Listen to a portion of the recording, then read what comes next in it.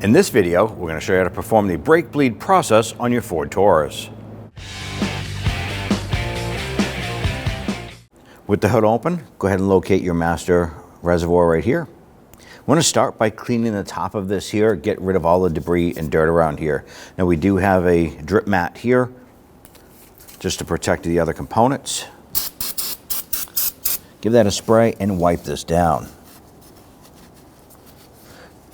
We want to prevent any dirt and debris to falling down inside that reservoir.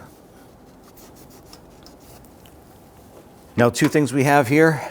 We have an evacuation tool here. This is going to be used to suck the fluid out. You can sometimes use a turkey baster, but on this particular model, the port to gain access to the fluid is very small, so that may not work. You're gonna need something with a smaller tube. We also have a container on the side to put that fluid when we remove this. Move that cap, set it aside. We'll try and feed this down as far as we can. And the goal here is just to remove as much as you can. You may not get it all.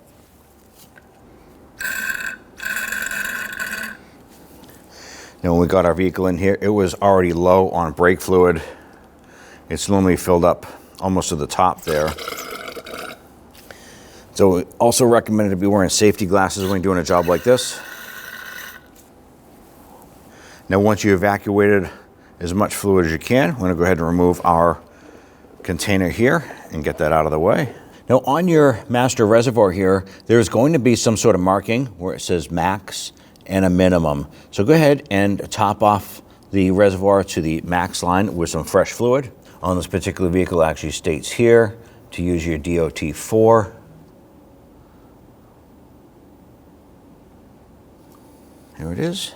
Go ahead and grab that cap and secure it. With the vehicle raised and we have our wheels off here, we're going to start our brake bleeding process at the right rear wheel.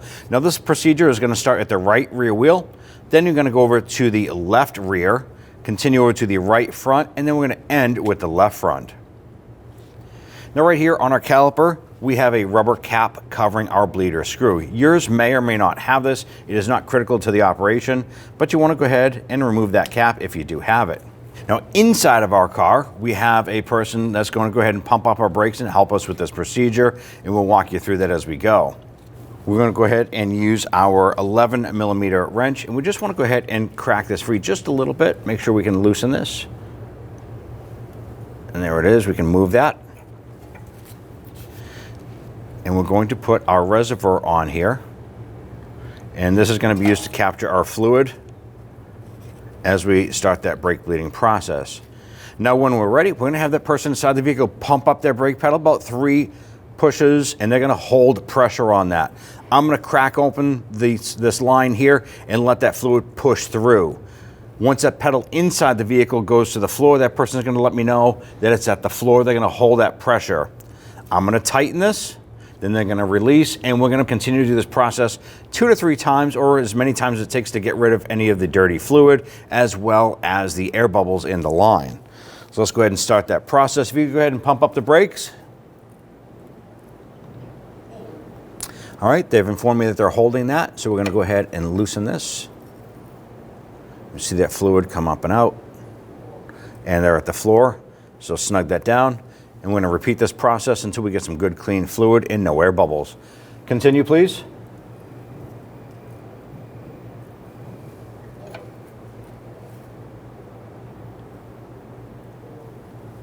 Go ahead. And we'll do this one more time.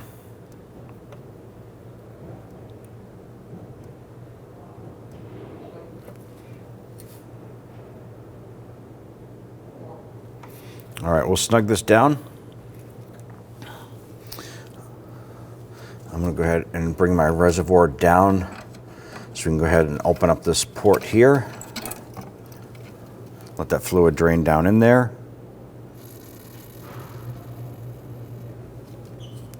Go ahead and give this a quick spray with some solvent. Clean up any of that residual fluid that might have dribbled out. Go ahead and put that rubber cap on. You want to go ahead and repeat this process for the left rear or the driver's side. And then we're going to meet underneath the hood and go ahead and top off the master cylinder reservoir. Now that we've bled the left rear wheel, let's go ahead and top off our reservoir.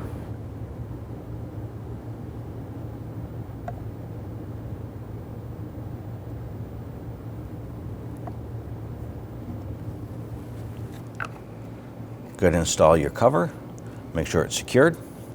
Now that we've topped off the reservoir, let's go ahead and continue with the right front wheel. With the wheel cranked out, it gives you the best access. Go ahead and locate your bleeder screw and pop off the rubber cap if you have it. Grab your 10 millimeter and put your hose on here. And go ahead and pump up the brakes.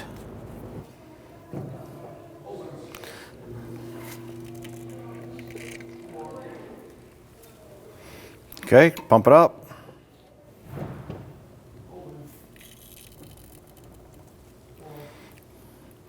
Go ahead.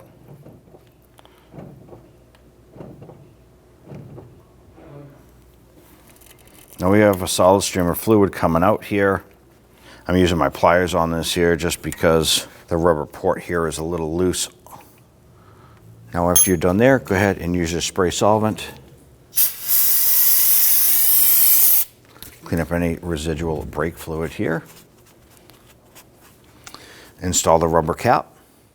Now you want to go ahead and repeat this process on the driver's side front. Once we do that driver's side front, we're going to go ahead and top off the master cylinder. Now that we finished bleeding the brakes, let's go ahead and top off the reservoir.